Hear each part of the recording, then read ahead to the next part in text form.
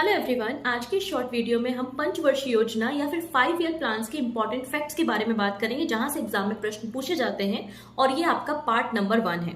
तो first 5 year plan को हम एग्रीकल्चर प्लान के नाम से भी जानते हैं और इसे हम हैरोल्ड डोमर मॉडल के नाम से भी जानते हैं। फर्स्ट 5 ईयर प्लान के अंदर ही हमारे देश में एसबीआई का राष्ट्रीयकरण किया गया था और 3 इंपॉर्टेंट परियोजना जैसे कि हीराकुंड परियोजना, भाखड़ा नागल डैम परियोजना और दामोदर घाटी परियोजना भी पहले 5 ईयर प्लान का पार्ट है। नेक्स्ट बात करेंगे सेकेंड पंचवर्षीय योजना के बारे में।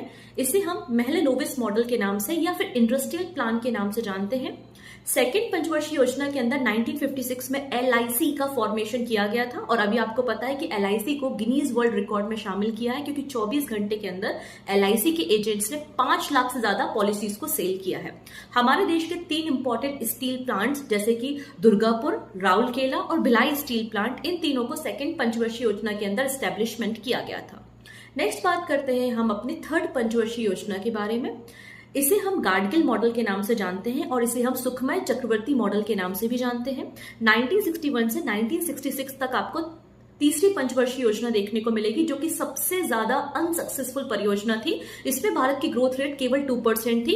इसका सक्सेस ना होने का 2 इंपॉर्टेंट रीजन है। पहला है 1962 में इंडिया चाइना की वॉर हो गई थी और 1965 में इंडिया और पाकिस्तान की वॉर देखने को मिली। तीसरी पंचवर्षीय योजना के अंदर ही हमारे देश में पहली बार आर्टिकल 352 का इस्तेमाल करके इमरजेंसी को इम्पोज किया गया था। हालांकि हमारे देश का जो इनकम टैक्स एक्ट 1961 है वो तीसरी पंचवर्षीय योजना के अंदर आया और हमारे देश में जो आईडीबीआई बैंक का फॉर्मेशन 1964 में हुआ है वो भी तीसरी पंचवर्षीय योजना के अंदर हुआ है। इसके बाद आपको हमारे देश में प्लान हॉलिडे देखने को मिलते हैं, मतलब 3 सालों तक कोई भी परियोजना नहीं आई। फिर चौथी परियोजना आती है 1969 से लेकर 1974 के बीच में।